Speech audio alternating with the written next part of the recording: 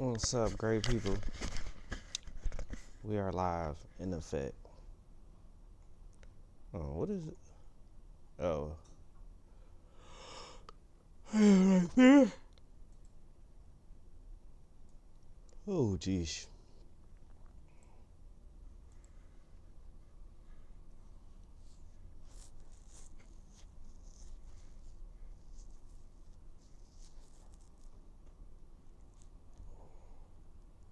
What did we stream yesterday?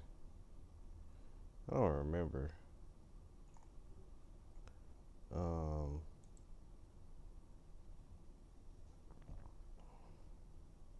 But if you're here right now, make sure you hit that like button, share button, subscribe, hype.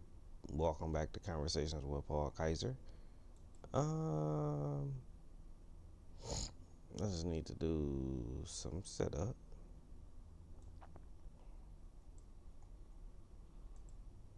Is this the right one? Yeah, it is. Let's find some videos to watch.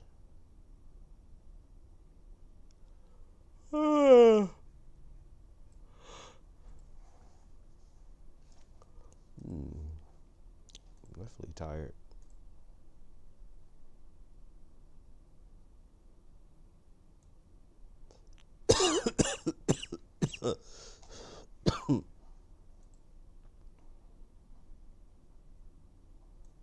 All right, I think I'm ready.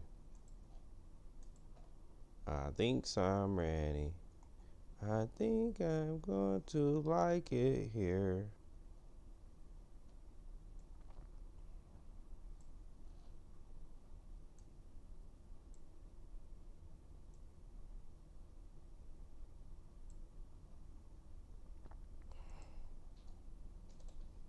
All right, let's see what's going on in the YouTube world. I don't got no videos ready for us, so we gotta find some stuff. I don't even want to watch my Piston highlights. Rod Taylor comment. Exposed. Jack TV exposed the security guard.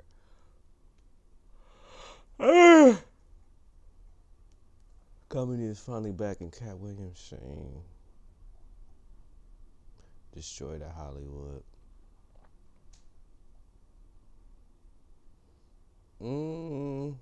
Should we watch this one? 200. Still pulling, so let's see. Thank you so much. I appreciate you. So they're not gonna show the video, but let's comment on some of the jokes that were said. Make sure you guys like, share, subscribe. Comment below. Let me know what y'all thinking. Oh. Why didn't it connect? We tripping.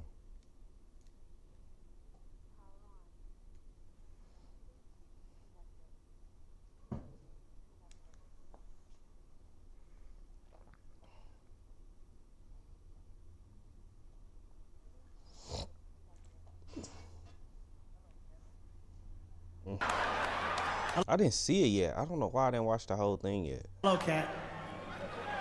I'm surprised they invited me.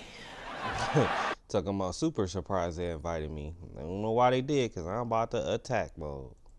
That's how little star power you have. They had to start inviting your enemies. He said they tried. Hey, listen, he started. She took his clip out and was like, I'm about to release it. I said I hate him. They said, come anyway. I think this was good for comedy, though. I think this was good for, the whole sport of it. Like, you ain't gotta, let's duke it out a little bit. Not really, but let's do it. Very humble of me to be at your goat roast tonight, Kevin. He talking about goat roast. Wanted an Emmy Award, but this is gonna be my best acting tonight as I pretend like you are a goat. You talking about as I pretend. Man, I'm not happy they did this, but they can't necessarily show it. For the people at home, you're wondering, why is the Cat Man doing this? For the Duh, because I want to get paid that paper. money, bitch. This is my Riyadh Comedy Festival. Only one with a soul.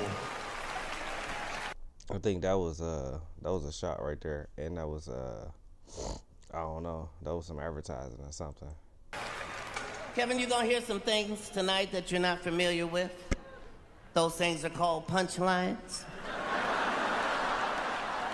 I'm saying he ain't got no punchlines. Kevin do got punchlines though, but that's a good joke.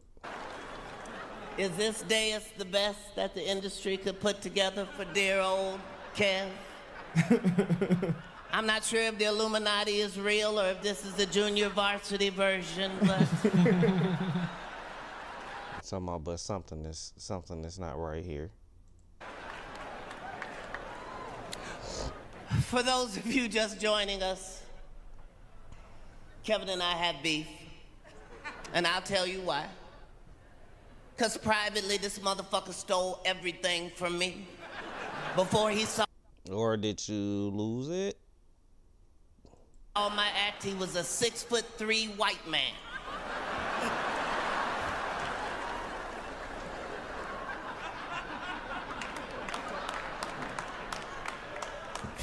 I tried to tell y'all that Kevin Hart was a plant. Because I keep burying him, he keeps springing back the fuck up. Just like a plant. That was a good joke. That was a good one right there. I'm not gonna lie. I'm not gonna lie. That was a good joke. Yes, I said some things I'd like to take back. He was all right. Some things I said were misunderstood. I did say that Kevin was a Hollywood puppet, and I want to explain that. Because it might not be what you think. I meant that the head of Netflix literally has his whole hand up Kevin's ass and can make him do anything. Like they paying him very well. That's why he don't be talking out the way crazy. They know. Kevin only has one rule in his movies. No N-word. And that N-word is no. He's never fucking said it, never ever. Scary Movie 3, Ride Along, Night School, Get Hard. I turned down all of them because I was not comfortable being a coon. Oh, wow. He throwing them shots. Them wasn't bad though. Oh, wow. He going Went hard. right behind me for the same price.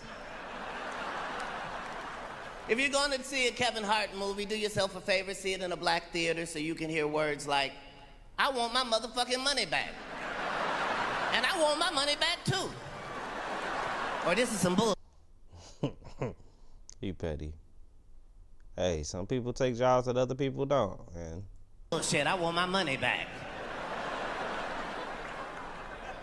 If you're going to see a Kevin Hart movie, do yourself a favor, see it in a black theater so you can hear words like, I want my motherfucking money back.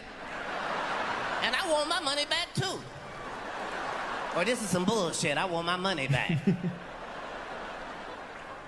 But look at her face, bro. Yeah, she look mad. Everybody know he actually is. He does feel these things. He is going hard. He actually feels like this. no, he's definitely telling the truth. I 100% agree. It's good jokes. Yeah, they are. And I really think about it, Kevin Hart and Cat Williams are just two different, man. Cat Williams is funnier. I laugh a little. I don't know. I disagree with that. I'm not gonna say he's funnier. Like they, it's funny is different. A little bit than stand-up comedy, but like a genuine laugh, Cat Williams can make me do it. Kevin Hart can't make me do it. I think they're Both both are funny. funny. I think Yeah, they're both sure. funny. They are, but anyway, so what I'm saying is though, Pimp Chronicles though. It's Okay, golden. that's That is why- a golden stand-up. I And the just feel pink and like- purple. they just Yeah. appeal to two different audiences. I feel like Kevin Hart can go like to kids, and he can just go to different I would races. say Kevin Hart has more mass appeal than Cat Yeah, Williams. I feel like Cat Williams can do like the hood jokes, and he can definitely appeal to a lot of audience. But he can do hood movies, and Kevin Hart can do like stuff like, well, I think Cat did Get Hard too, but Kevin is just different, man. It's kind of like it's kiddie funny. I've seen man. Kevin Hart in I guess- action movies and stuff. He's a good actor. He is. That's what I said. He can Yeah. appeal. He's I really guess because good. we never seen Cat do it yet. Yeah, we seen him on like I Friday. feel like he's Yeah. more of like a typecasted comedian. Like he plays like a pimp or like Right there. That's the thing. He typecast it for sure.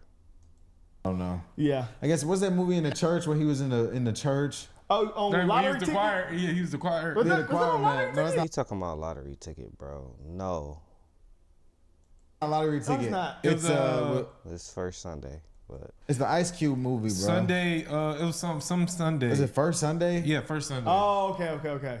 And I want my money he haven't even seen it. back too. I could tell by the okay. Or this is some bullshit. I want my money back. Even The Rock can't save your ass. Kevin and The Rock have what you call a bromance.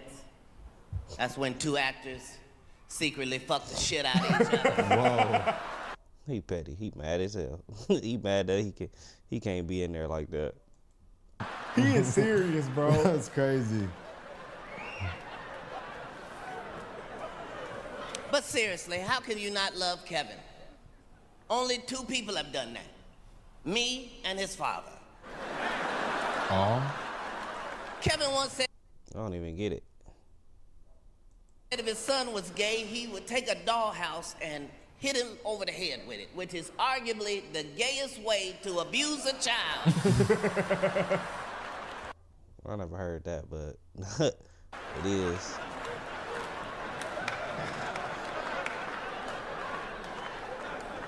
But you cannot cancel Kevin Hart. You just can't do it. He's made of Teflon. They tried to cancel Man, him for being homophobic, and I don't get it. I'm saying the guy who's obsessed with shopping sprees and fitness, always surrounded by 10 dudes and Chelsea Handler and oiled up half Samoan bodybuilders and a vegan restaurant and bought yoga pants. You think that guy's it's so stupid, bro. He came out firing shots. homophobic? That guy is a fairy, bitch. He is not. That's Hey, the gayest man. man I ever met. You slay queen. You do that. You petty for that. Petty.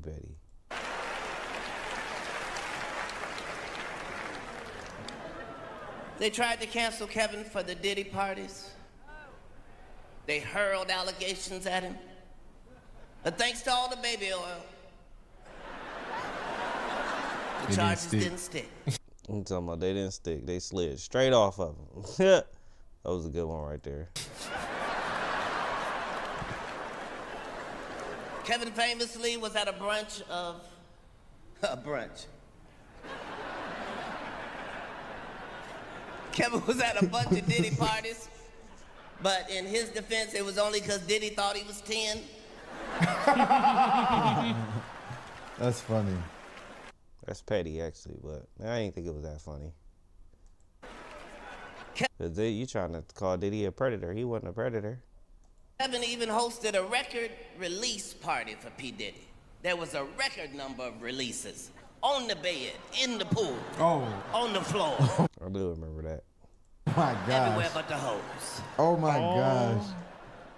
But I want to be clear.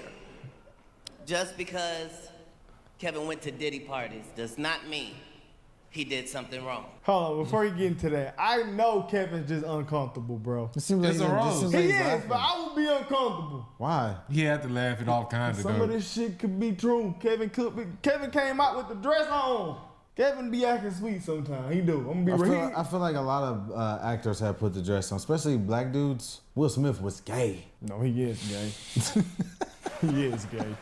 For sure. Kevin even hosted a record release party for P. Diddy. There was a record Yeah, no, I don't think he was uncomfortable. Like, he seen all this coming. He already knew. number of releases. On the bed, in the pool, on the floor, Man, he's serious about this everywhere shit. but the hose. But I want to be clear. Just because Kevin went to Diddy parties does not mean he did something wrong. The fact that he gets all quiet when you bring it up. Say, is the problem. That means he did something wrong. He's serious. He fake laughing, Yet y'all. people give him awards.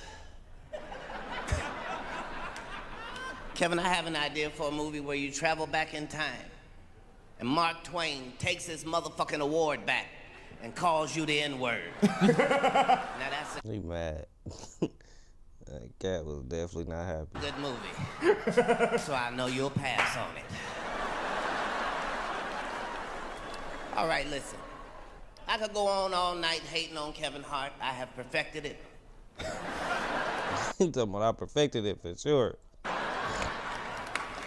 But at some point, He faking, bro.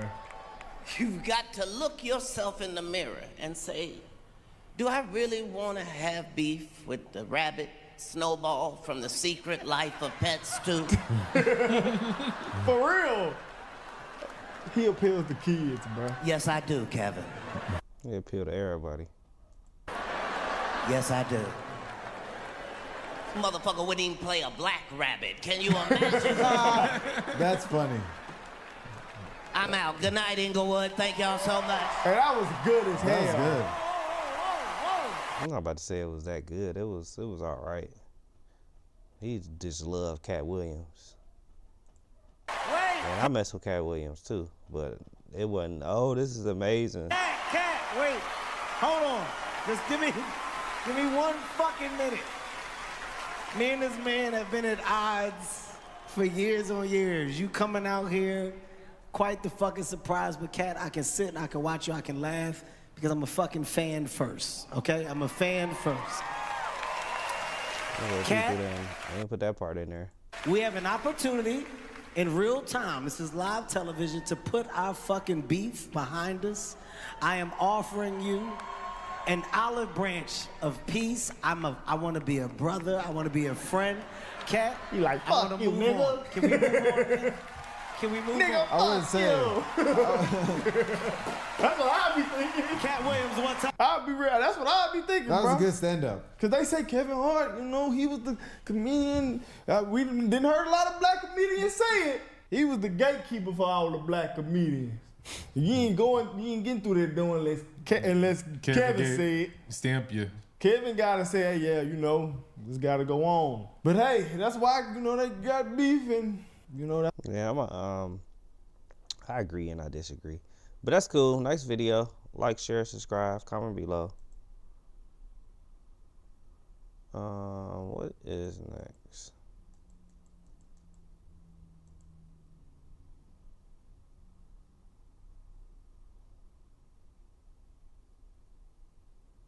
This is my trunk phone was actually coming.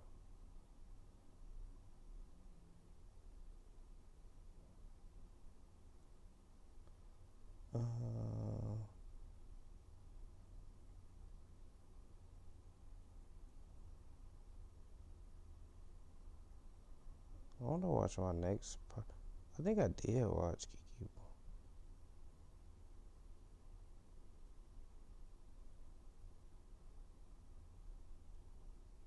Jeez.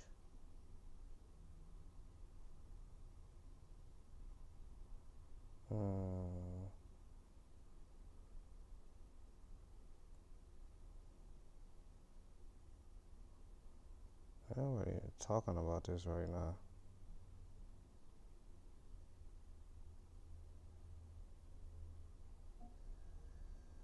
He did do pretty good.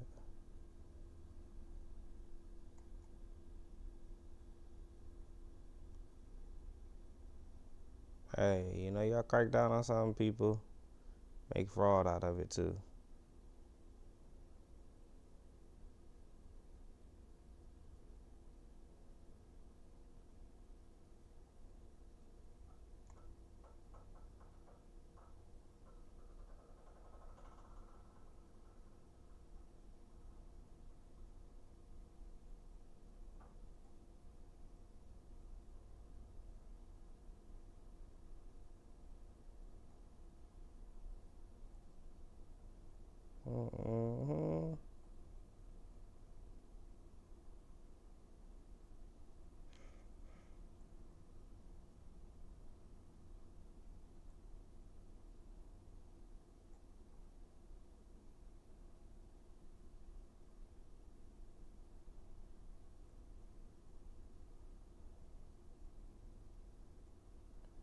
It's not that rap cypher.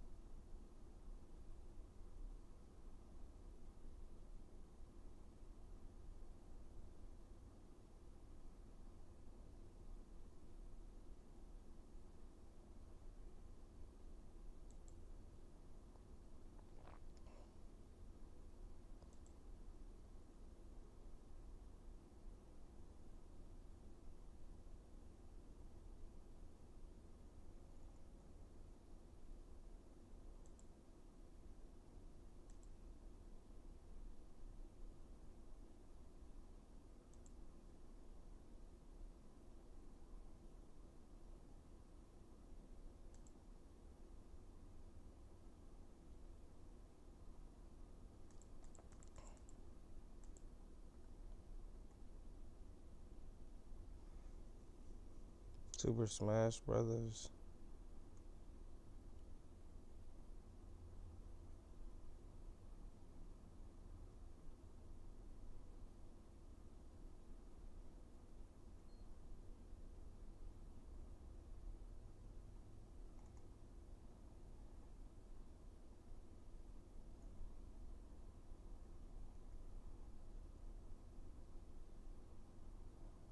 Let's see what's going on. I'm getting out the street. No, you're not. Like, after Make sure you guys like, share, subscribe, comment below. I do this, who the are you, bro? When an entitled YouTuber pushes officers too far, they decide to bring him in. But they're unaware of the lengths he's willing to go to turn this situation into content. It For sure. is around 3 a.m. on the morning of Saturday, November They gotta get content out of everything. Oh, this is old too. 15th, 2025. And these Miami Not super old though. Beach police officers stationed on Washington Avenue in Miami Beach, Florida, have reached their patience limit with 22-year-old YouTuber Jack Doherty, who broke away from his group and attempted to engage officers to create content for his channel in the middle of the roadway, creating a safety hazard. Despite multiple warnings, Jack continued recording the video, even ignoring his friends as they told him to stop. As a final warning, officers told him that they would arrest him if he didn't comply, to which Jack replied, "Once I'm done with this, bet." And now, as officers moved They talking about once I'm done with this bet. Jeez. Like, bro, you feel like you can stand in the middle of the road, do whatever you want to do. to make good on that warning, they have no idea that Jack is far from done recording them on this day. What? No. I got him. Hey, yo, you don't want to go neither. Back up. I'm just saying I got him. Back up. Don't worry about it. Back up. Back up. You should have been had him. You trying to be. You should have been had him. No, have him now. Go to the sidewalk now. There's always a reason. Y'all in the middle of the street. Get out the street. Go to the sidewalk now. You want to go with him? Go to the sidewalk now. Okay. No, I'm chilling. Now. You want to be funny? We tell you to get on the street, go on the street. All right, I'm getting out. Who the you think you are, bro? I'm getting out the street. No, you're not. You not. You trying to do what you want to do. After I do this, who the are you, bro? I was trying to walk up the street, but you doesn't matter, bro. All you had to do was get in the sidewalk. That's it. You want to be funny? Yo, you should have got your man. You want some content? I was trying to. Now, as officers No, you wasn't. proceed to search him, they immediately find even more reasons to take him to jail. But Jack only sees it as another content opportunity, something the officers have yet to realize. Hey, free Jack. He's in the water, like what? I was trying to. Oh, good. Can I take that off and give it to someone? Wait, no, you can't take it off like that. Yo, wait, let me take it. Can I take it off for you? You have to like slide it off your wrist. Like, you can't take it off anyway. Talk. Excuse me, man. You gotta go take it off. MDMA? I'll check it out. How was he recording it? He's also. But no, you really can't take it off that way, sir. Let me slide it off, you know? No. MDMA? Motherfucker, they're funny, bro. Like, it's not serious. Listen, I'm not even doing that. Listen, I get you. I'm just telling you. I know. I'm just telling you. Bro, we told him a bunch of times that No. It's not even that. No, you're cool. You should have listened. Too late now. I was telling you genuinely, I apologize on his behalf. No, and I was accept your genuinely apology, bro. But I get you. You're still irritated by it. I'm not tripping. I'm just letting you know that's not where I'm coming from. That's not where I'm coming from. Not happening. He gotta take his fault. That's good, bro. Look at him smiling because he know he gonna get out. We can't get my watch or someone or no? What is? I need to watch. No, but you have to like untake. You have to. I got you. Go on. Yeah, thank you. Can you tell him to pull up here, my friend? He can take it off. He can take the watch off 05. We'll do it at the station. But real, can I just take it off? We'll do it at the station. No. Is this gonna be like a timeout? Yep. You take that down at the station too. No, he going to jail. You really gonna take him? No, this not the first. You talking about you really gonna take him? Yeah, bro. How many times did somebody got to tell you something? Come on, let's get the road. I'm just asking for let us in. I'm just asking so he get an idea what's going on. Yeah, he going to jail. Yeah, that's what I'm asking. Like, yeah, that's how we got to learn. That's how we got to learn. With officers finding 3 hand-rolled suspected cannabis cigarettes and half of an orange oval-shaped pill marked with a 3, consistent with a Schedule II amphetamine, Jack is immediately brought to the station. And this is where his entitled behavior leads him to pull another move that he will soon regret.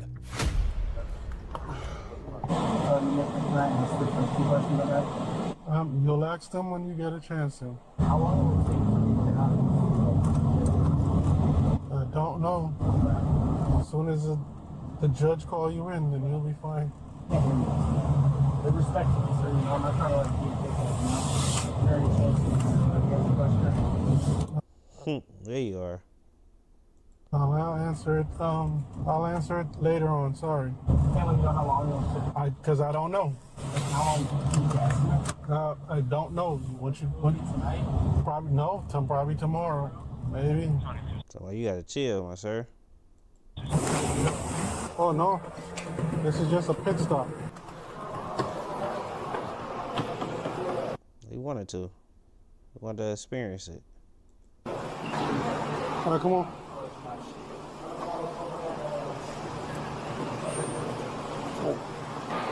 How are you guys? How are you? Pretty good, man. All right. So now, you know. I'm sorry, bro. You guys started to gotta my listen watch now, my bro. friend. But, We got you. no worries. You have the right to remain silent. Everything you will, right? Because no one said that to me. We're not questioning you. Oh, really? It's kind of how it works. Just face that way for me, please. Which way? Yes, stuff like that. Are you guys' body cams going? 100%. You talking about I need a copy of that. That's tough. That's tough. All right. See how it is.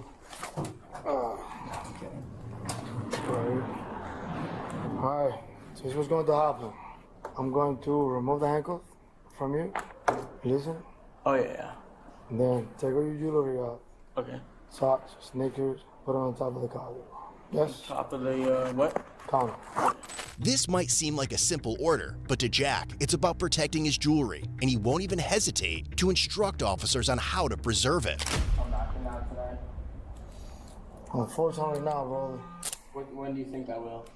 Tomorrow's Saturday, hopefully tomorrow. Okay, hopefully. Hopefully, prepare for you, you know.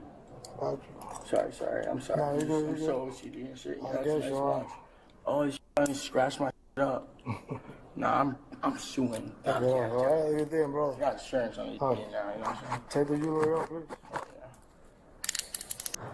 Right. Do with this, you know? Take everything off. You guys gonna be like careful with it, you know? Yeah, of course, man. I'm so OCD, bro. Delicate. Alright, everything gets documented, you know. Alright, cool. No, it's not even about that. It's like, can't like bend it, you know? His friends outside? I don't know. Because I think he wants to hand that over to them. Can I call him? I'll do anything to give him this so it doesn't have to be here. Like, please. You would give him No, it goes right here. just my jewelry. I'll do anything. I'm down for that. Let him. He got his phone, right? Yeah, it's right here. Make a phone. Let him make a phone call, Thank you. and you know they can take all your jewelry. Listen, boss man, Jack. Yes, sir. When you give him the order, dog, you gotta do that. Like you could have avoided all of this. I know. I wish Yep. I could have. But like already right Too late now. when I was getting out of order, I turned around and boom, my security guard was there. But No, bro. You should have listened that second. like it was. I know. I'm not gonna like make excuses. You know. You talking about that's crazy. That's the type of person you don't want to be around, bro. He throwing everybody under the bus. No, that wasn't my fault. It was his fault. He was right there. Like, come on, bro. Yeah. Have him come to the station. Yo, you want to come to this? You got my location? Just give me the address. How come? Dave has the location, but you can pick up my 11 Street, jewelry. Washington Avenue. 1100 Yeah, pick up my jewelry, you know? In your car. You're gonna put all the Yeah, jewelry in just the pick up my bag. jewelry. In the car? Matter of fact, yeah, put it all in the bag. Yeah. He's gonna go back out and go into your car or whatever, sit in there. Yeah. and then the guy will walk him in or The whatever. guy will hand it over. Literally, he's like, hey, you can get this, and get the person he's giving to, all that 13 that goes in the OIR. I don't want nothing to come up with this. Do your thing. All right. No problem. Sorry, I'm trying to tell him to come here. Yo, can you hear me? Hello, hello. Ain't no video. It's phone calls. It's just not working. Here, I'll put it right here. All right. I'm taking your jewelry off, man. Come on. Sorry, I'm just trying to tell him to get here. Just take off, while you're doing that, take off the jewelry. So you can give it to him. You got his 13? No? Not yet. Yo, can you hear me? They're being nice. All right, where But he said he was recording, though. are you? They just ain't hear it. Okay, bet. Tell him to have his driver's license and everything's ready. ID. You don't got your ID? What is ID? Put someone, just have Dave or whoever has their ID. You do? I bet. How much was it again? 440. 100. Hey, Sorry, no, yeah, the cash is cool. You guys got that. No, look, 300. 1, 2, 3, 4, 5, 6, 7. You saw that, right? Yeah, 6, 7. All going in here. Wait, no. One I person. thought we were giving it to him. Yeah, no, you are. Yeah, well, we gotta like keep it When I have nice the and neat, you know? Okay, so one here. I'm talking about nice and neat. All right. No. Can I just give it to him hand? We have to do this first. All right, y'all. Okay, 2. All right. All right. 3 right here. 4. Right. Thank you. And then like this. We get a separate bag first so we don't scratch And it up, you know? then You don't got a separate bag? The watch. Wait. No. Because it's going to scratch it up. You can't scratch We it. got you. Yes, thank you so much. Thank you so much. I appreciate you guys. Yourself, right? Can you, here's the problem, right? We made an exception for you to make a phone call. Yes? Mm-hmm. Yes. And I told you not to record, but you are recording. I don't know. So you know what's gonna happen now? All this is going with you to the UK. We're not giving this to anybody else. I can just delete the video. No, take your shoes off. Bro. No, stop trying to be extra, bro. Content. You thinking of content. Right? Like, Take your shoes off. Take your shoes off. Are you gonna get this eventually? But aren't you guys recording too? Take your shoes off. My shoes are off. Take your socks off. Alright. Hey, call the sergeant. 10-07. Somebody picking this up is going to the UK. The what? Turn around. Dude, really, bro? You guys really gotta make that, dude? Like, I'm. Finish the fucking game, man. Okay. Come on. Put your hands right here. You do think it's a game? Take some steps back. Why do we stand? Because they gave you special treatment. How do we stand? More. All right.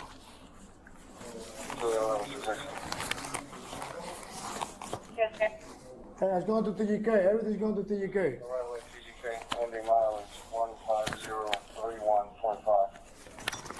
1503145. Hey, sorry, everything's going to the UK. Yeah, he gonna sit though. Oh, yeah, okay, cool. Even better, yeah. Hey, get in there. Trying to be funny. Bro, I'm trying to be funny, dog. Okay, come. Come on, hey. That's silly, man. Let me take all this stuff.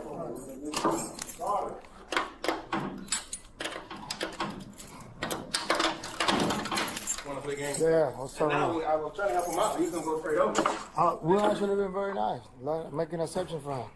Trying to be funny. I'm trying to be very nice with you. You wasn't even gonna wait. But now, since you want to do all this, now we're gonna do this. So now you gotta wait till at least 6 o'clock in the morning. 7 o'clock in the morning. Then at that point, I have no idea what this is. Yes, you did. I explained that. You explained it multiple times, man. But I honestly have no idea. Man, hey, gotta teach you a lesson sometime. Also, hey. leave the video, yes? Hey, nah. No, we can't do that. No, it's cool because hey, everything is cool. Can you? No, we can't. No, we can't.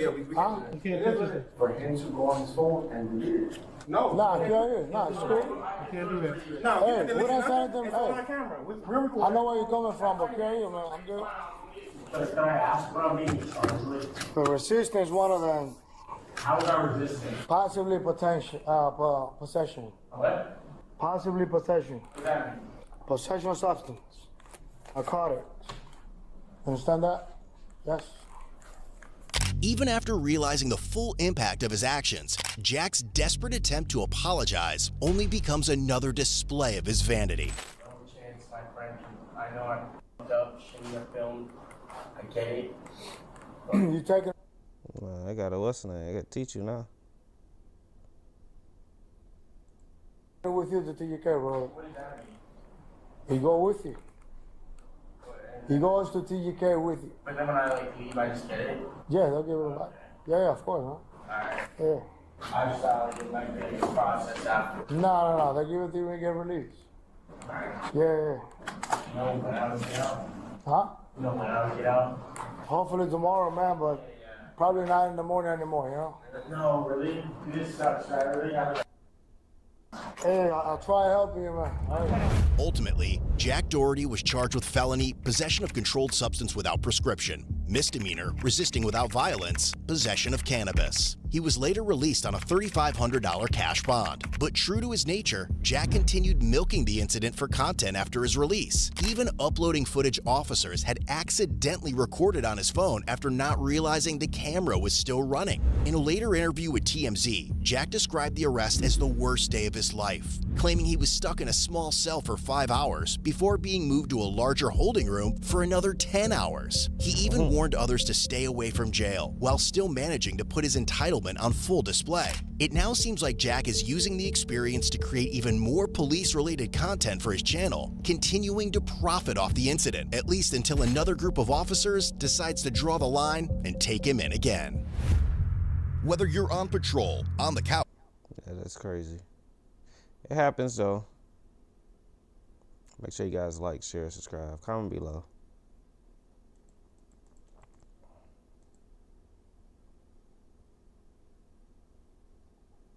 It definitely happens.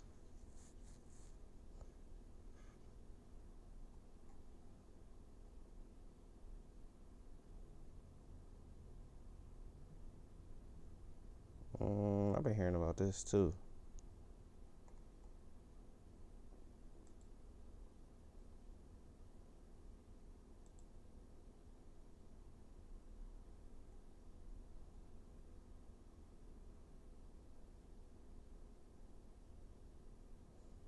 He don't post many videos.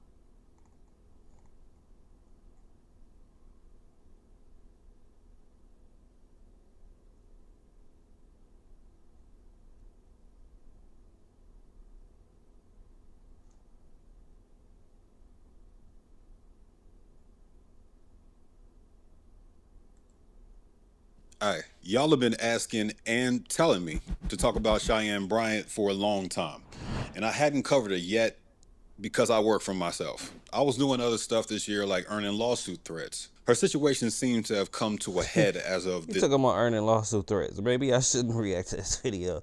I don't listen. This week. So I actually dropped what I was doing and prioritized this based on the research I was able to pull together. She's almost definitely a fraud, and I can back that up. What happens? Let's see if he can back it up. Make sure you guys like, share, subscribe, comment below. Let me know what y'all think. Let me know if she's a fraud or not. So FD covered the ethical side of the situation recently, but he didn't look into the credentials piece.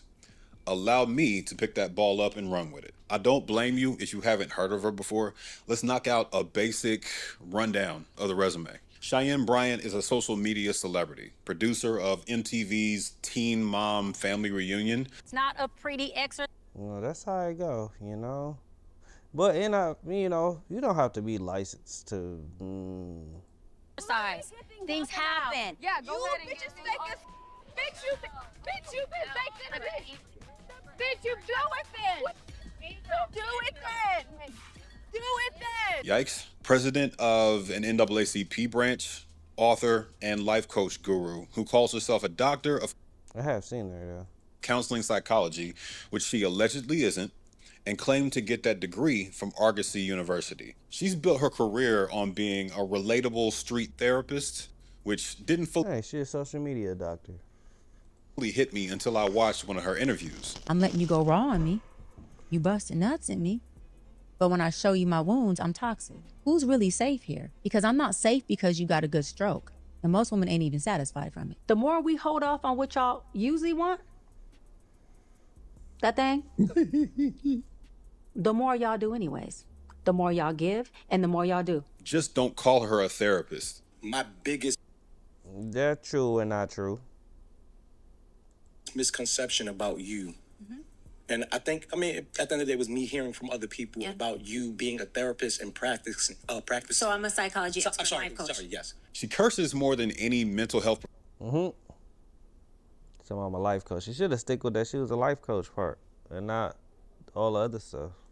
Professional I've ever seen, uses a lot more slang, drops some truly basic Tyler Perry movie-esque psychology sound bites, and intentionally targets low-income communities that would fall for this kind of grift, unfortunately. That's evident. Hey, everybody need help. By the relatively affordable prices on her website. She's a social media star, so please believe her rates would be in the tens of thousands in private practice if she was charging based on all the clout she brags about on her site and her capacity. That might lead you to say, There's nothing wrong with a discounted price. Hey, people got to get that from somewhere. well, she wants to serve I don't disagree, and I don't people agree. who can't afford therapy in the black community, Cam. Interesting theory. We'll come back Even going to school for it, that don't mean you can really help people. It's all, she helped the people that she can help. to that. I don't One of know. her I don't know. other I don't know her story though. So, and I don't know who and how and what.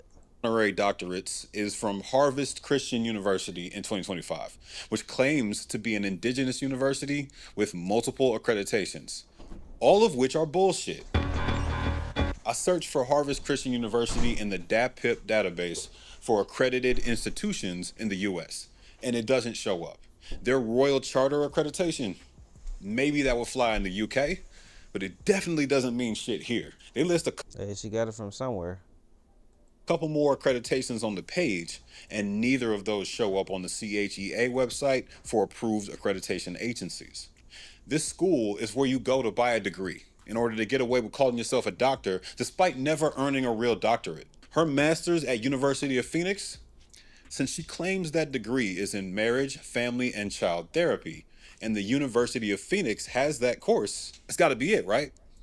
That being said, that course is supposed to qualify students to receive their license in California.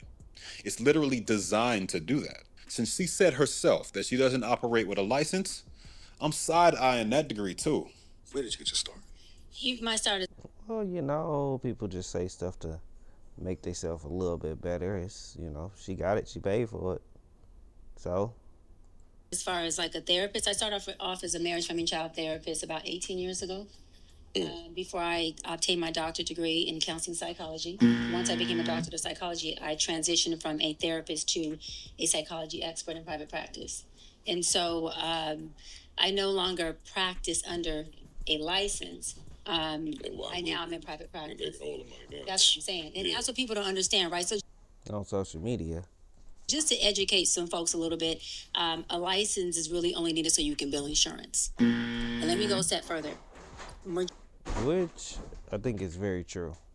Majority of people who know that in order to bill insurance as a therapist or just to claim it, a physician or a psychologist, psychiatrist, you have to diagnose. Okay. Most people don't want to have a diagnosis on their record. So what do they rather do? Pay out of pocket. We see this excuse used time and she don't diagnose, so time again by grifters. But the reality is, it's not about the degrees. I've never shouted, I have a bunch of degrees. It is about the degrees. As for the part about servicing poor black people who can't afford to bill insurance, I don't believe it.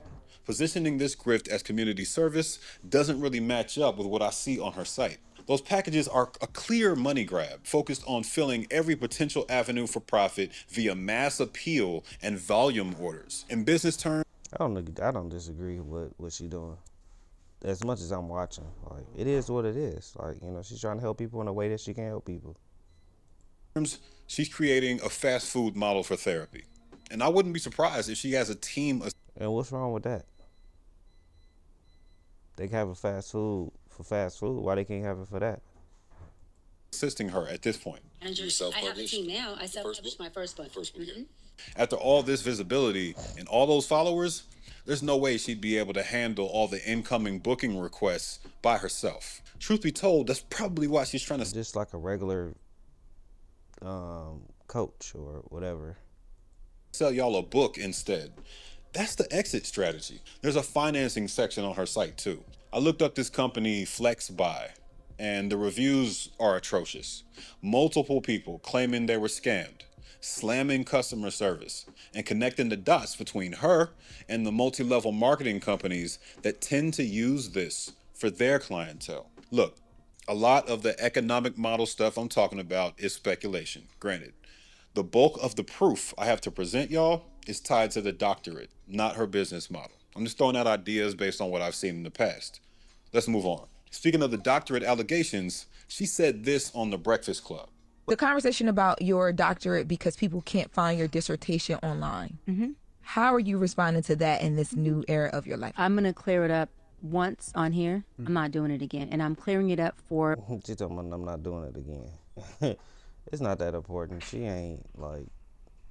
You should already know the know. my doc squad, for my fan base, for my audience who deserve to hear me address it. For the folks who have already made up their mind to not like me or not understand me, listen, I don't give a fuck what your narrative is. I would like for you to recreate it, double down on it, and run that shit. Because I don't give a fuck about it. Now, to my doc squad, my fan base, my folks, you know, my village, it's very simple.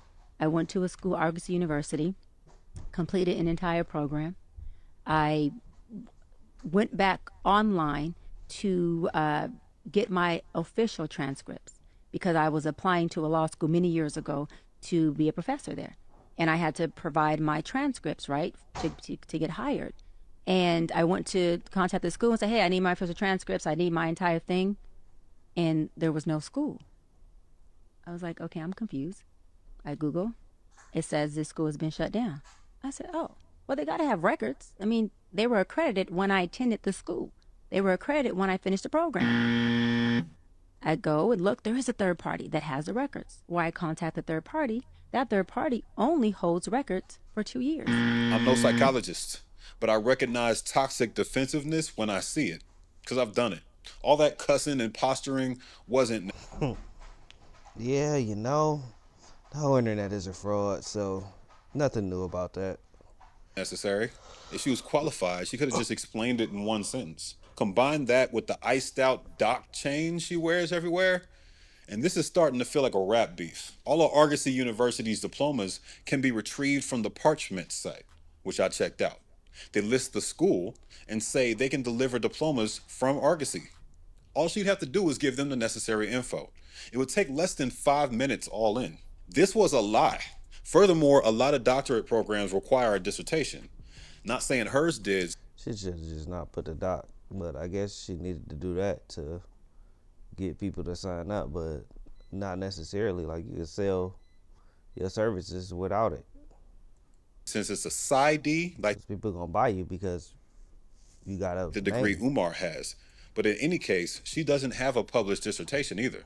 I checked ProQuest and her name pulls up 0 results. You don't need to be degreed up to call yourself a psychology expert and life coach, but that's where she slipped up. She didn't always call herself that. That's where she should have left it at. She used to say she has a doctorate in counseling psychology on her site, but now it just says she has 10 years of experience with that master's from the University of Phoenix. If she had the degree, she would say... That's definitely where she should have left it at. You had to push it, and you would have been able to do what you needed to do without it too, though. Like, I don't know why you had to push it past. She has the degree on the site, especially since she says obtained in reference to her Cal State Northridge double degree. Obtained and pursued are very, very different words. She claims the master's on the homepage, but this paragraph insinuates that she didn't finish that one either. This bio hasn't changed since the earliest version of the site. So we might be looking at 2 fake degrees. I want to be clear that even if the University of Phoenix degree is real, this woman is clearly lying about that doctorate, in my opinion. You know, the whole social media is a liar. And we got to understand that people lie. That's all I have to say regarding the education stuff. She threw out a bullshit community service excuse regarding the licensure. Now, I want to close out discussing the ethics and show y'all that not only should this woman not be counseling anyone, the entire system of podcasts and radio shows she's leaning on for all this clout are enabling grifters. I know it's not revolutionary to make the point that the Joe Budden podcast... She should have just left the doctors out, but, you know, you can counsel people without having the degree in it. Like, having a degree don't make you a good counselor. It's run by an intellectually dishonest Gen Xer backed up by dumbass yes men. But I'm not even focused on them. Even the people we look to as intellectual leaders in the black community are complicit sometimes. Mark Lamont Hill is deeply respected in the podcast. But I'm going to leave it right there. Make sure you guys like, share, subscribe. Yeah, she's a fraud, but and see on social media who's not. That's just how it is, unfortunately.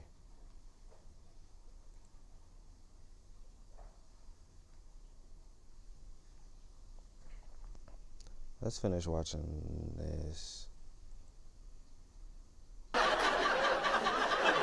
Make sure you guys like, share, subscribe. Comment below. Let me know how y'all feeling about this.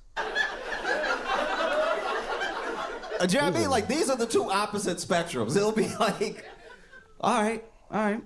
Black people mind their business having a barbecue in the picnic, and then a white lady calls the police because they don't have a permit to be out here with it. Okay, sure, okay. You get... Yeah, that happens. I don't remember what he was talking about, though. Get that one, and then I will get, hey, he eating it, look.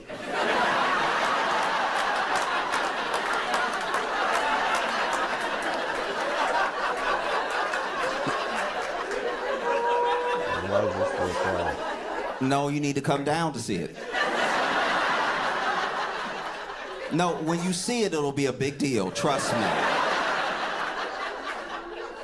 It'll be a big deal when you see it. Trust me. Okay. All right. No, keep eating. They on the way.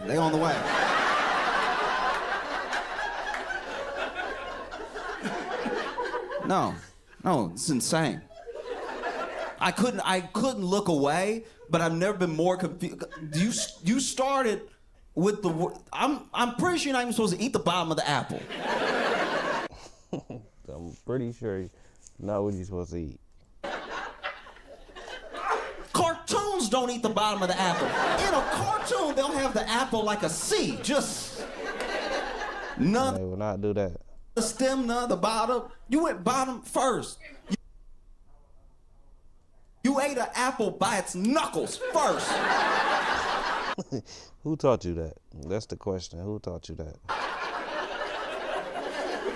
I know you are out of your mind. I don't even know what is that at the bottom of the apple? Cause you know that sticky, like it's like where the seed finished opening up or something, like it's like spiky and that. I think that's the root. No, the root. I think it's connected to the root though.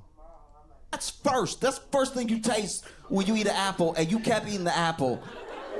And then you ate the core, too, because now every bite is like an 8th core. So then you are having the worst version of an apple anybody's ever had. The worst version of it, I'm not gonna lie.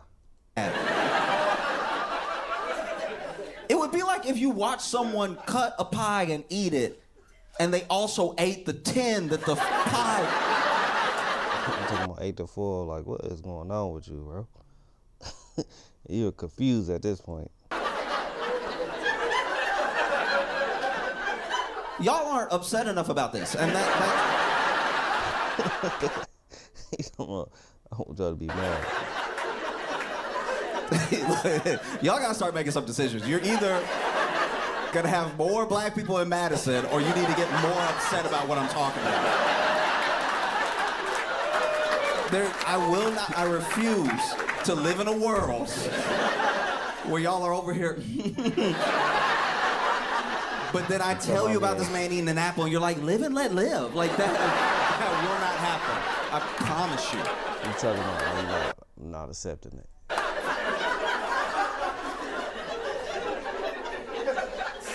This is insane.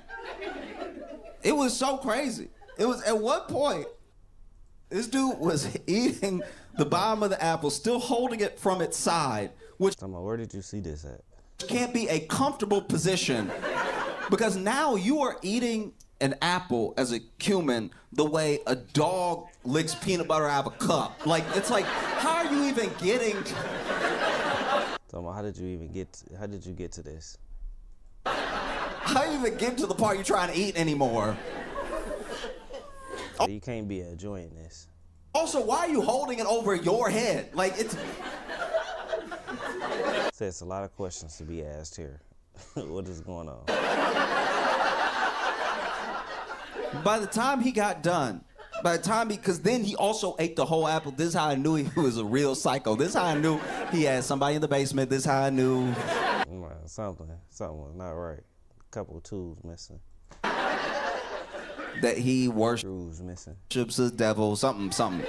Because by the end, last few bites, he was just holding it by the stem. You might as well ate the stem at this point. And at the very end, put the whole thing is about pop stem right here. See, now you're getting upset. Now this is why I need it. This is why I need it. Pops the whole thing out of his mouth like once again like a cartoon, but when a dog would eat a chicken bone and just pull it all out, right? And then look, I really try to be like y'all, a live and let live type of talking about just let it go. Of individual, you know? I didn't, the whole time he was eating the apple, I only went once, right? Okay? But when he was done, he was done. You talking about I had it at that point. Eating the apple, he put the stem in his pocket. Bro, you might as well eat it. You gonna eat all the other stuff.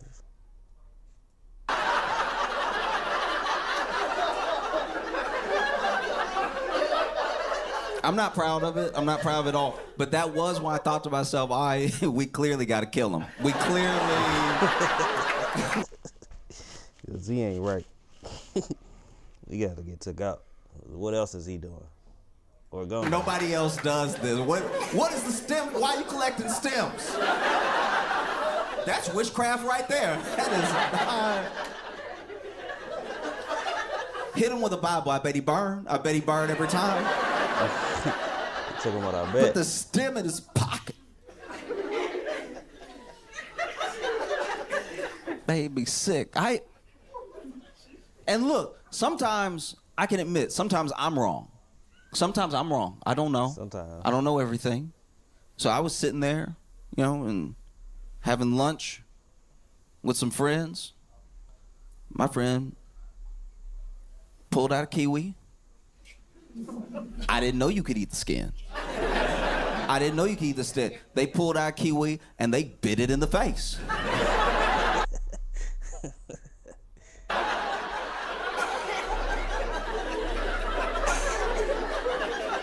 Imagine a little kiwi cartoon. Like, imagine, you know what I mean? Like, you know those cartoons they show the kids to get them to eat their vegetables? He talking about they bit it in the face. Vegetables and the fruits and stuff. Imagine a little kiwi over here dancing.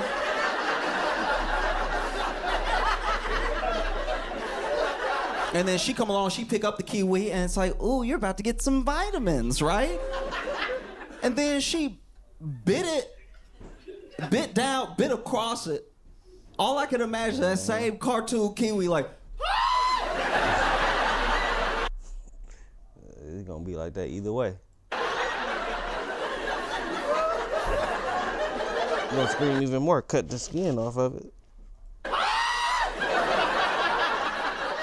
It was gonna get eaten anyway. Not like this. Bit that thing in the face, whole started chewing and everything, and so once again. One of them I only had half of water, so I had to do something. This is me. I didn't know you could have the skin, so I was like, ew. I'm going to use... Is nobody else gonna say anything? Apparently, I was the only one at the table that didn't know you could eat the skin. But then when I found out you could eat the skin, I was like, oh, okay. Could and should are different. Like, just... He talking about could and should are different. Bit this kiwi in the face, full skin, and you basically eating Velcro and kiwi. Yeah, because that outside is a little tough. If you can bite into a kiwi with the skin on, unwashed, like just like full on. Yeah. Come on, what else can you do? If you can do that, I bet you could bite a person right on their head. I bet you. I bet you could be a cannabis. Bet you could be a cannabis. She did it cold, no emotion.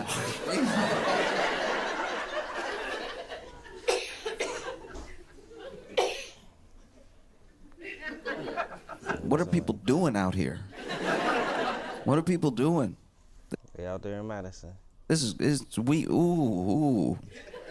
People making me nervous. People make me nervous because none of us exist in a vacuum. All of our decisions affect all of us. Every decision affects everybody else. Some of them don't. I don't know. I don't know what they would be. Some of them don't. You wake up in the morning, you want to have apple juice or orange juice, that's on you. You didn't buy no condiments. It's all juice. It's all too much sugar. You're going to be tired at 2 p.m. That's... Man. Or sugar. Maybe that affects me if, like, you are the person that I go to at the bank that has to tell me about my loan. And now you're, like, sleepy while you're going over my rates. Like, yeah, I guess then I'm affected. But not every decision. Just a lot of decisions that you make affect other people that you don't even know yet. You haven't met these people. Definitely do. But what you do affects them. So it's important that you just are mindful of the decisions you make. It's kind of like when people have a kid, like my friends started having kids. Definitely affects the other people. Years ago. So now all my friends' kids are like these little people. These like, now they talk. Before it was like a little baby that you could hold and like, oh, you want to hold him? I'm like, does he want to be held by me? Like that's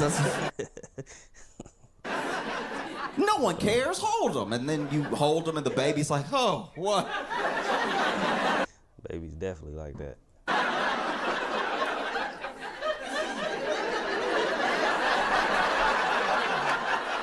You know, like when babies give you that look that's like you are clearly no one I've met before, and I haven't processed extra people yet, so oof.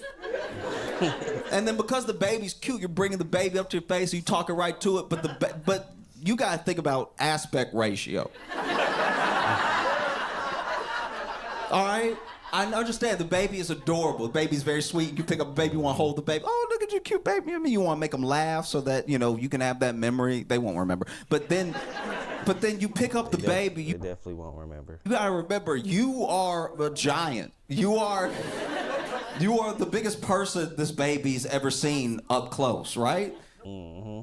And the baby doesn't have like the object permanence to understand as we get closer, you're not getting bigger. So when you bring the baby right up to your face, that's why. All right, let's end right there. Make sure you guys like, share, subscribe, comment below. What else? Did they drop something new? Oftentimes, people say if he wanted to, he would. But what if it's been 10 years and he's...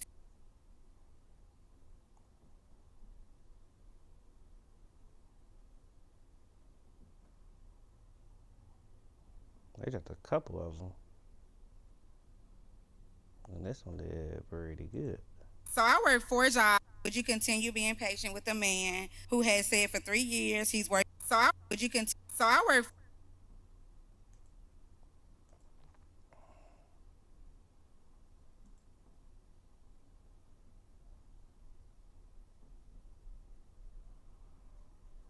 4 jobs, 1 Make sure you guys like, share, subscribe, comment below. full-time and 3 part-time.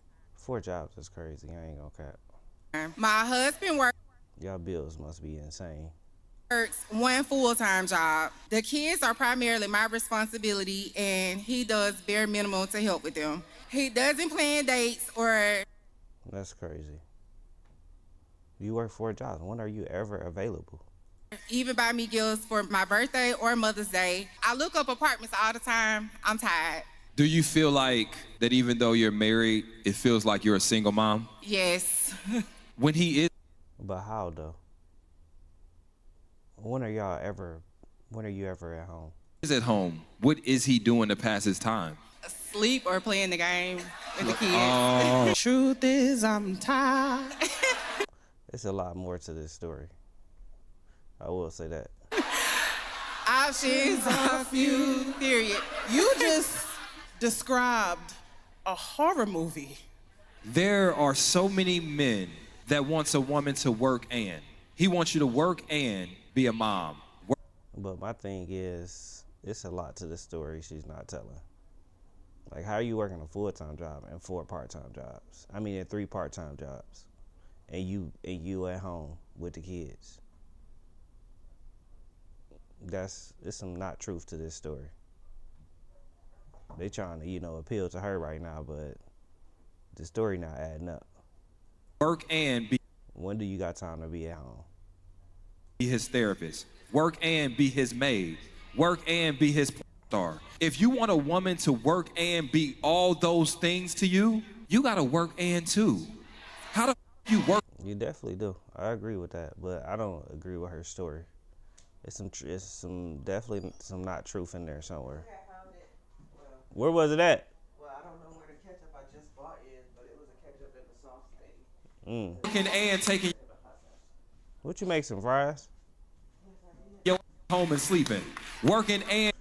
Did you get you some tea or something, or you didn't do that? And taking your ass and playing a video game. How the you sit your ass on the couch after working the same amount of hours and watch her come home and work and?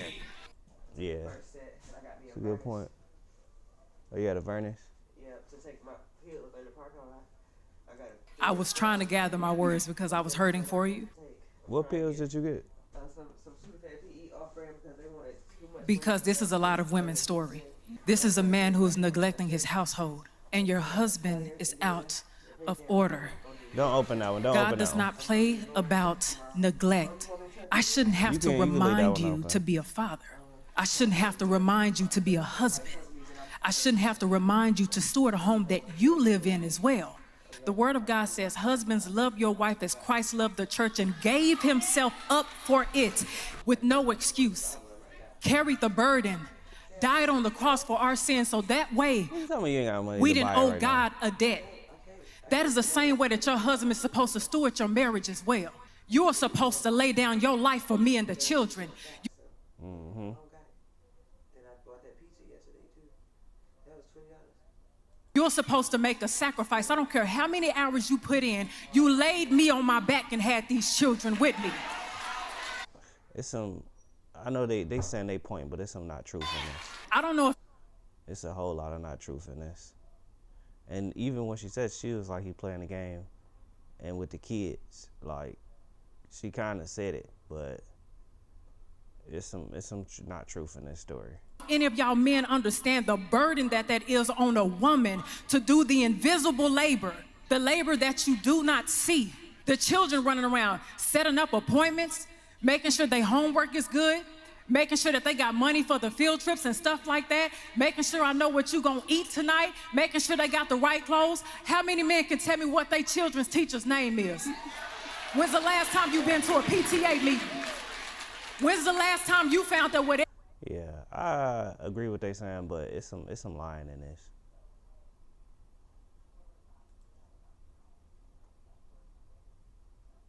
And just sit down and relax.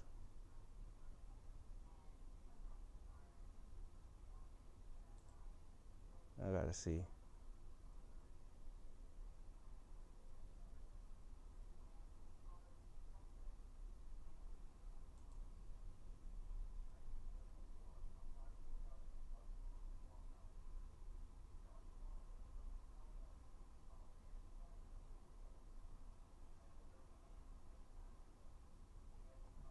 I don't think this story is true.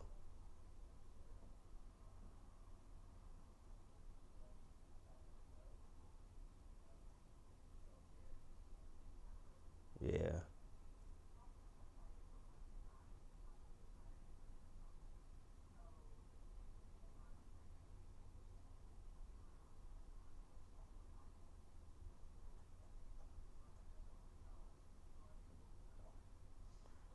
I just think it's more to this story.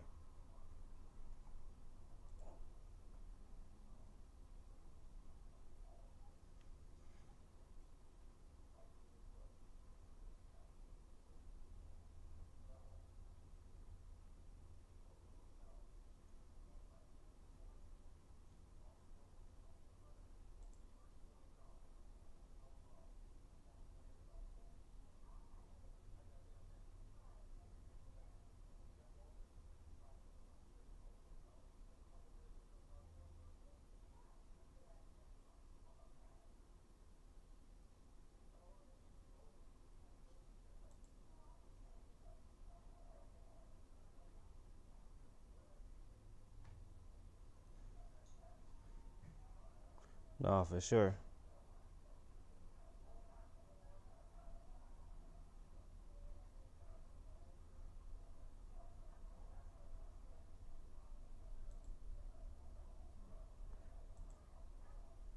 Y'all make too many excuses for y'all bad decisions. She chose that man. End of the story. He wasn't running shit before the marriage. I just think the story don't add up.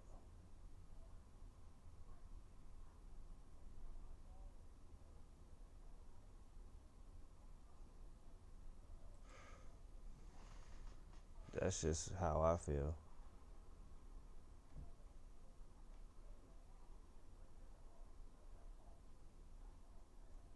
I don't think it's true, cause you saying you got like when are you ever at home?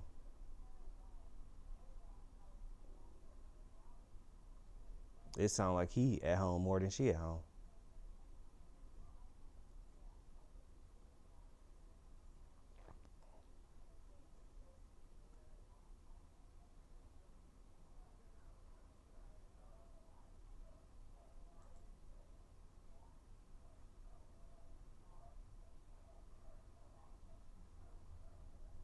Yeah. Make sure you guys like, share, subscribe. Comment below. We'll go to the next video. It just don't add up to me. I'm not gonna lie.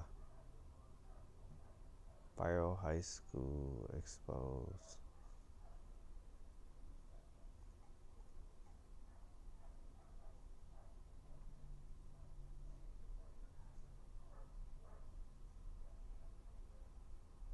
Of being sentenced. Yeah, it just don't add up to me.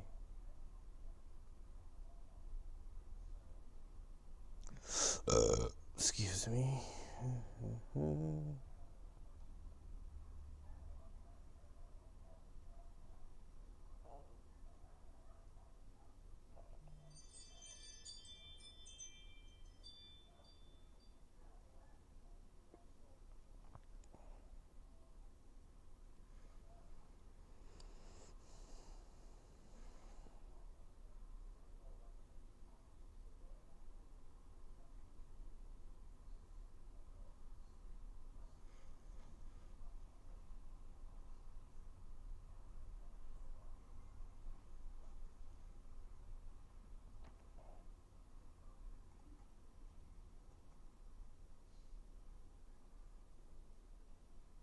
That's crazy.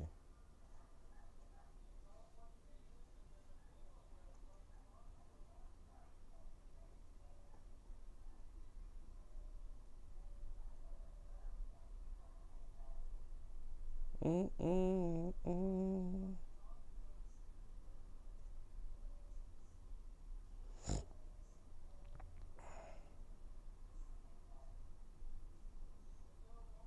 Mm-hmm.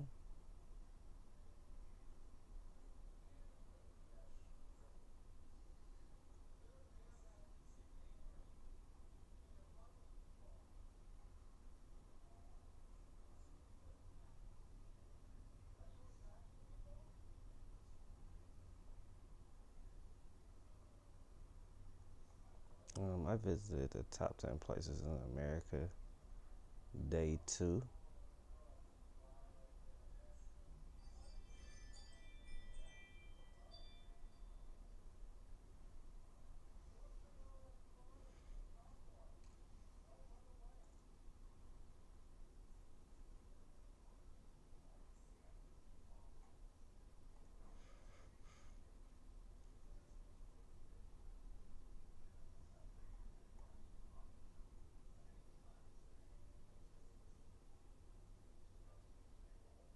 More time.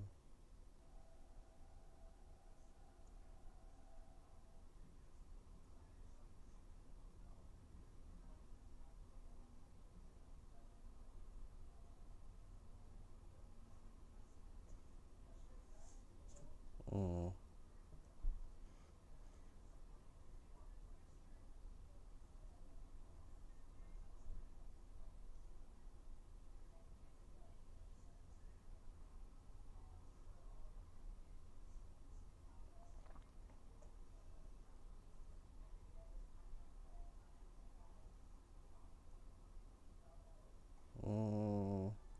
Exposing $300 million scam. Let's see what's going on right here. My God-given gift was that people are attracted to me. People just naturally gravitate towards me. My $3 million scam. Make sure you guys like, share, subscribe, comment below. Hey, you know, circle of influence started growing. So natural. Today we're investigating one of the hardest cases of my career, a $300 million private equity company. That's how they get you. Called Goliath Ventures, where the CEO was taking private planes, buying Rolls Royces, expensive mansions, while claiming that the whole thing was audited, back to 115%. They even took... You better do your own audits. Don't let nobody tell you what audit is. Retiree money. I mean, what could go wrong? And when I was called to investigate them 6 months... But that's crazy, though. I'm not gonna lie to you. ...ago, I really had no idea what I was stepping into. Little did I know. You better be careful, though. This $300 million. This is a lot of money. They don't play about that. Oh, this would be one of the toughest cases of my career.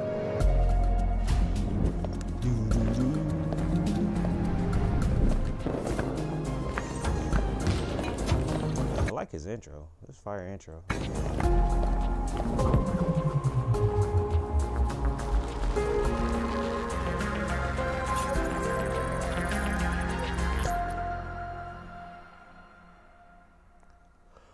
So the first time I ever heard about Goliath was actually from another journalist. My name is Danny DeHick. Goliath. Sound like he's scamming. And I've been investigating Goliath Ventures since the 1st of September 2025. That's Danny. He's a journalist who's been featured by the New York Times, and he told me Goliath was a company that had hundreds of millions of dollars invested, and something just didn't feel right. So my first question to him was, well, who runs this thing? The man behind it all, Christopher Delgado. Today's guest is someone real special.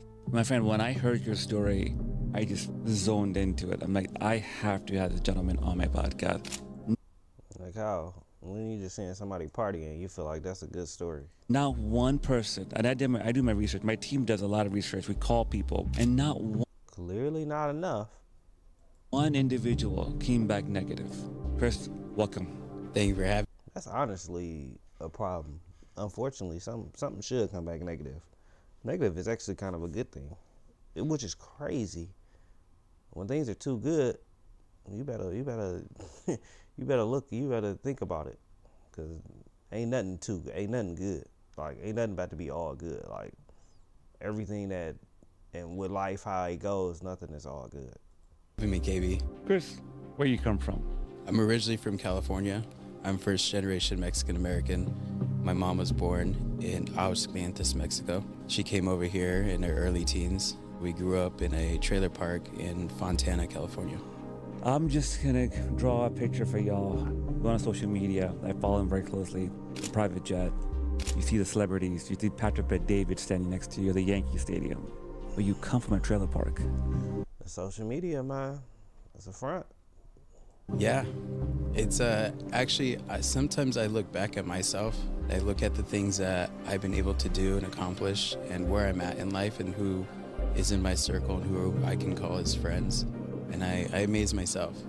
But I think a lot of that comes with opportunity. I don't think people really understand the amount of risks that I took early on in my life, not only my corporate career, but also even with my current company, and what I was willing to do and what I was willing to lose to get to this part. Right there. That's a hell of an indicator right there, boy. But that's true, and you know, that could be a good thing and a bad thing, because you definitely got to sacrifice a lot to get to a lot.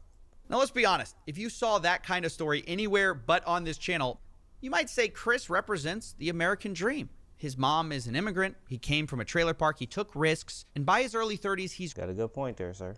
Rich, successful. But when I saw this, the first thing I thought was, well, where's the pitch, right? I mean, just to state the obvious, this whole lifestyle on Instagram thing, the celebrity friendships, the story of overcoming all odds, it's pretty textbook marketing for a pitch, a sale. Yep, a scam, honestly. But with Goliath, it was like the opposite. No matter how much I watched clips of Chris, I just never found the pitch. Would I be open, just knock on your door, hey Chris, I have some money, can I invest with you? No. But so like a private? Very private. Interesting. My money, more of a consulting, even with Goliath. It's private. It's private. Even if you knocked on our door. You're not getting in right away. Yeah, no. That's how they get you. We're a private equity firm. We only want to work with certain individuals, you know, and we have a very structured individuals that can't talk, that ain't gonna talk. Model, and we don't want to bring people in that want to change that structure. This is the success behind the company. This is how we're willing to operate and play with you with, and if you don't want to adhere by our rules or the structure that has had tremendous success, then you're just not the right partner for us. So I need you to show me the tremendous success. A lot of people just go for about a word. I need you to show me. And then the thing is, a lot of people don't, depending on who you are. That's why he got that for sign. Private equity investment company, which means, shh, I've got an investment opportunity. This sounds too good to be true. That is too good to be true. That they kept around the friends and family. They didn't do any public advertising other than Patrick Mendavis' event, I should say. Could make passive income for myself, raise my family, and basically enjoy life. And that's how all these schemes grow, is word of mouth. Now, Danny's right here. Goliath was mostly run on word of mouth, and it was tough because of that to find claims early on, because this thing was very hush-hush. It wasn't until I found someone who actually was on the inside, an investor, that I learned what this whole thing was about. Why and that probably was not easy. People were investing millions of dollars. I got into Goliath via trust. I've heard a lot of stories of other people getting in from trust as well. And it was like a chain reaction. So I trusted someone who trusted someone who trusted someone that knew the director of partner services there, right? Trust can go a long way. I remember the day that I was told about the Well, when are you ever gonna get your money back out? investment opportunity, and that was on February 9th, 2024. That was the day I was told about it. Tell me what type of return do you get every day? What the pitch was to you. You know, these guys within this private joint venture fund, they invest the money into liquidity pools. And I'm not gonna tell you that I know I'm an expert in liquidity pools. Then why did you do it then? Kind of knew how it worked. Sure, the returns were crazy, but I thought they were onto something. And there it is. That's finally the pitch we were looking for. We discovered that Goliath is a company managing liquidity pools. And this is something I'm deeply familiar with from my past work.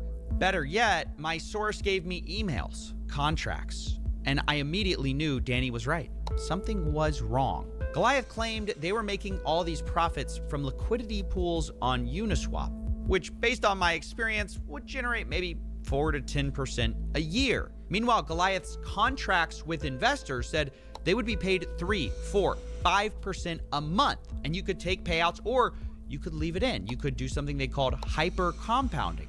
Now, obviously, those numbers, that's what they were looking for, people that was gonna do that. Don't add up. Goliath would be spending more money than they made, but the problem is Goliath is paying out at this point, and so no one wants it to stop. No one except for Danny, who wouldn't stop digging. You need to look into My Liquidity Partners, because that's where it all started. It's a mirror image of Goliath Ventures. They registered the domain name for My Liquidity Partners and Goliath Ventures 20 days apart. I think Chris just copied their concepts. Well, let's find out. Let's look at their website. It's dead right now, but pulling an old archive, we do see similarities. So you already hit one. You got rid of this one and go to another one.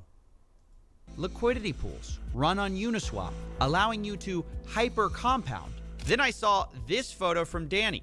That's Chris Delgado with Verlin Santiago, the creator of My Liquidity Partners, who allegedly fled to Dubai. Now, to be clear, My Liquidity Partners was found to be a Ponzi scheme.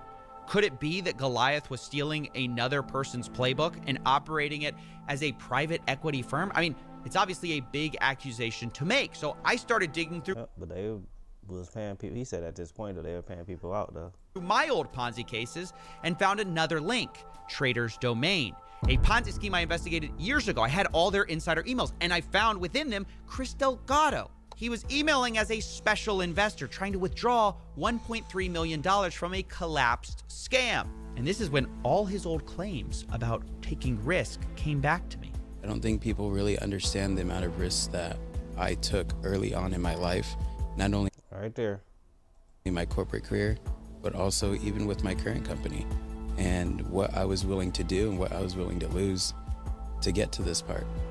At this point in the investigation, I'm like 99.9% sure this is just a Ponzi scheme worth hundreds of millions of dollars. Chris is already involved with some. The numbers don't make sense. And so I'm thinking, clearly I'm going to make a video, right? But that's when the first lawsuit dropped. I have been sued in America, and the dumbest thing I could ever do is turn up in America. Hello.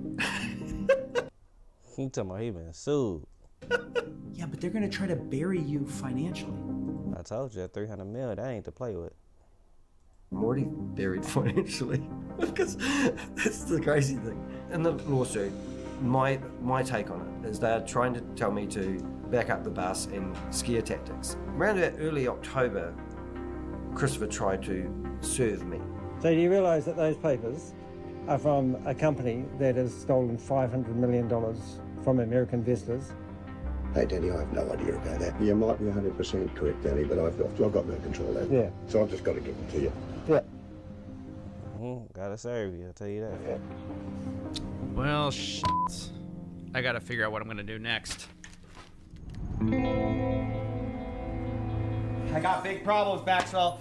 I got big problems. Oh, jeez, Coffee. Don't tell me you brought So what we gonna do? a lawsuit into my bar. No, this is... I might get sued. This whole complaint, they sued Danny, and now everybody's freaking out. Of course they're freaking out. Have you seen this guy's building? Chris has a lot of money. Well, yeah, obviously, and that's the problem. I can't afford to get sued right now. But what am I supposed to do? This ruins everything. You could always report it to the government, not release a video. You don't think that'd work? In this era, the odds are basically zero. Coffee, Odds are zero. I don't see how you have any other choice. Maybe you're right. Maybe you're right. I mean, it's worth a shot, right? Yeah, you betcha. All right, well, thanks anyways. Later. Later, Gator. Wait, what about your tab? Never pays his tab. Always comes out of my paycheck. Matter of fact, hold on. I'm his sidekick. He should be paying me. Yeah, here we go. Will CoffeeZilla release a video about Goliath Ventures? Not anymore. Big Maxwell bucks, here we come. So, I don't really know how to say this, but it was at this point I decided to file a whistleblower complaint to the government. Sort of a Hail Mary. I mean, I didn't know what else to do. And yes, I know that's rich coming from the crime is legal guy, right? But what some of you don't know is I've done this several times before. Whenever I have enough evidence, I do feel it's important to not just make a YouTube video about it, but give the evidence to the proper authorities. That is continued even as our regulators have been gutted. Now, normally, I never talk about this activity because, one, a lot of times it goes nowhere, but also it can be sensitive, and so I generally don't talk about it. But in this case, it is essential to understanding what actually happened next, because without that whistleblower complaint, I was ready to give up on this case. I mean, I literally was like, what am I going to do here? I'm going to get sued if I talk about this, and like, what are my other options? But as I started to pull together evidence for this government tip, I got an email archive of Goliath's old newsletters, and I start to see more and more of what they've been telling people, and I'm just like, 2025. I can't believe what I'm seeing. I mean, near the top, a financial audit. They sent out a newsletter saying that they had an independent audit, and the independent audit No, I need to audit that. I need to be able to audit you. come back and said 115% of investors' funds were secured for the whole year of 2024. So to be clear, this is an announcement of an audit sent to investors to reassure them Goliath was backed 115%. Now the key question is, who's the auditor? Who did the audit? Well, it turned out it was BlackBlock Management Services. Now just the name of that company got people pretty confused right away.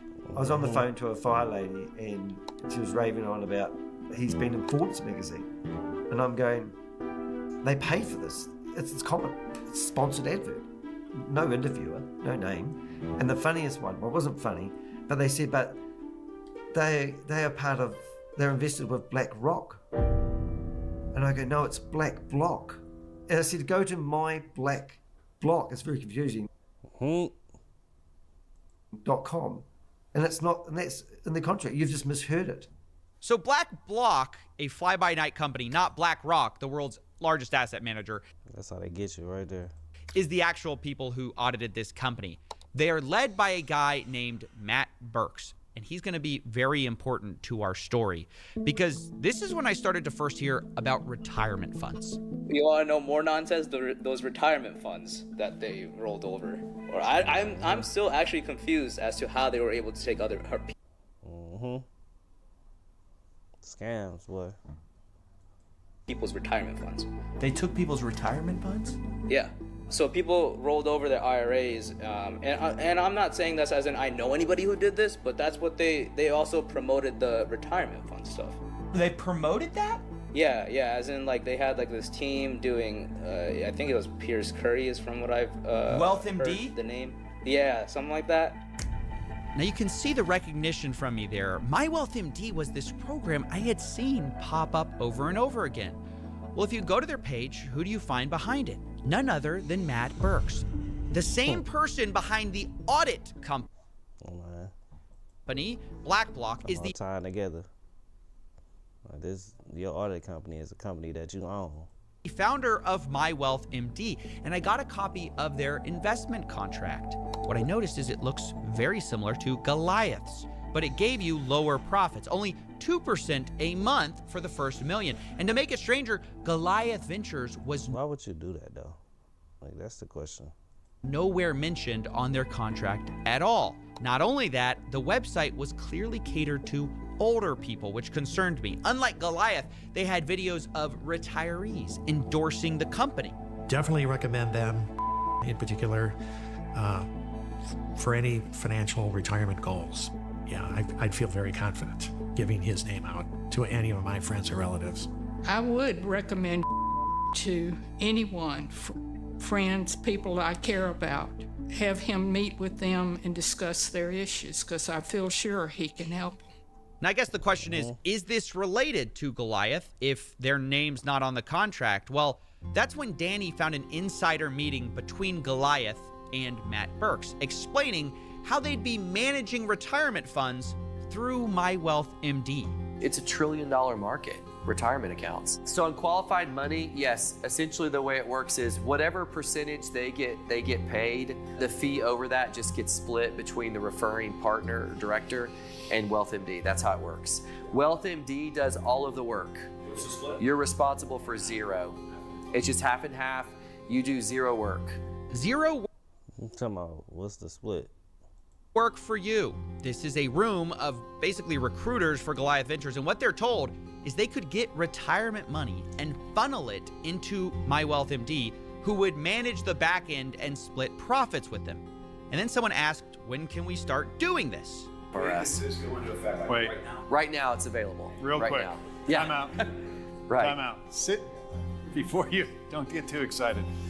If someone is currently at a job, they have a 401k, thrift savings plan, something like that, that money we can't touch. If they are currently making contributions into a plan, it is not eligible for rollout in service.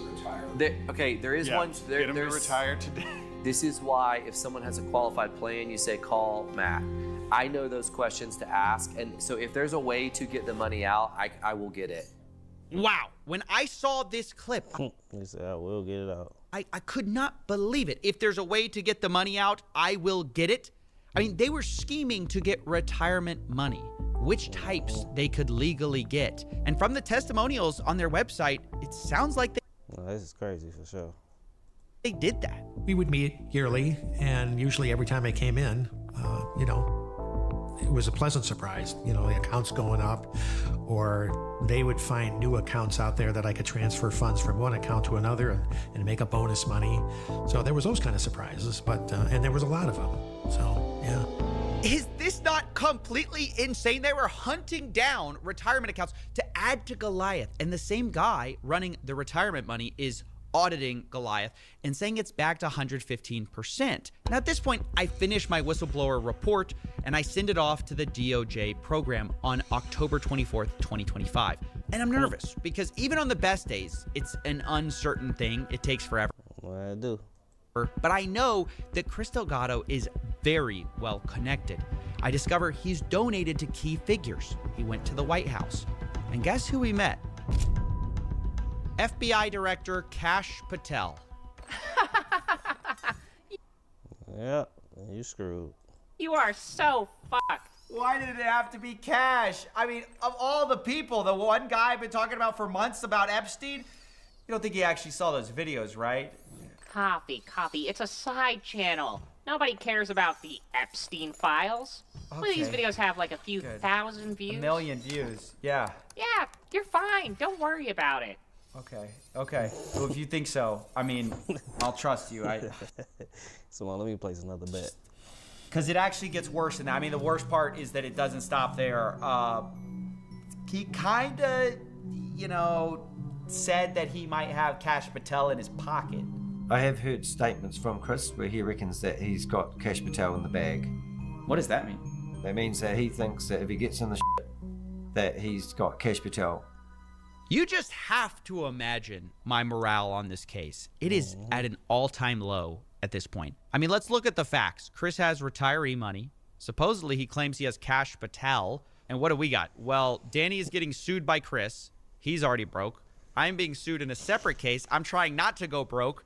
And I'm thinking, we can't do this. This case is literally... You said we definitely can't do this. I don't even know if I'm about to repost it. David versus Goliath. The deck is stacked, except instead of David, we have Danny. And instead of Goliath, as a giant, he has frosted tips and a few $100 million. Or at least we thought he had a few $100 million. We weren't exactly sure. I mean, soon we learned he probably wasn't as liquid as we thought. Ponzi schemes have a way of doing that to you. We heard from numerous sources that some people weren't getting paid in November, and then later on we found out that it went back to October, that people had actually started missing their dividends. So this is honestly the nightmare scenario. The well started to dry up. That we were always trying to avoid. The well started to dry up. Because when payments freeze, this is when it starts to hit the retirees, the investors, the hardest. They start to panic. They genuinely thought this thing was audited, backed. They were told that. And then they're scared to talk now too because Danny is getting sued. So at this point, it's November 2025, and I feel like I don't know what to do. So I just reach out to Chris Delgado. I don't know. It's a long time he held this video. If I'm going to do a story, but I demand to see the Black Bloc audit details. Chris responds. He can't show me because he says that auditor is a witness in his case versus Danny. I ask how much money Goliath manages. Chris responds, hundreds of millions. Finally, I address the delayed payments. Chris claims he had to freeze the funds for a full forensic audit and then says that they're actually going to be resuming. The next payments would come December 15th. Now, I was kind of surprised because that was only in a month that we'd find out the truth. Unfortunately, I later learned this is also what the investors were told. I think that was just pulled out of his ass to make sure it wouldn't by time be awkward at the Christmas party. Which we had people inside the event who had got through the security and were filming the inside of this event with Jason Derulo. This was like a big $5 million event that was just over the top. To try to get more money. The people that we had in the event were telling us that it was no expense spared. Meanwhile, all money was frozen. I think it was on the 12th of, no, maybe the 10th of December. And then Christopher took off back to Dubai on the 15th of December.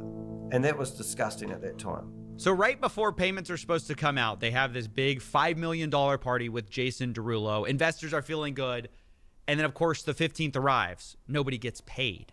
And, I don't know what to do. I feel terrible for people. But at the same time, nobody's talking. There's still this threat of a lawsuit. And I've contacted at least probably 100 people for this story at this point who had money in Goliath or knew about Goliath. And basically almost all of them are terrified or embarrassed. And at this point, I'm wondering if I can't get people on the record, how else can I establish from 99.9% to 100% that this thing is just fully fake? And that's when I did some more digging. Specifically, I wanted to focus on a certain map I had seen. This is a map of Goliath Ventures' money. It's something I put in my whistleblower report, and it basically explained how they claimed the money would be sent. This is a good video. I'm gonna let you guys watch it if y'all want to watch it. It's right there, the full. Make sure you guys like, share, subscribe, comment below. Let me know how y'all feel about this scam. I'm gonna end right here for now.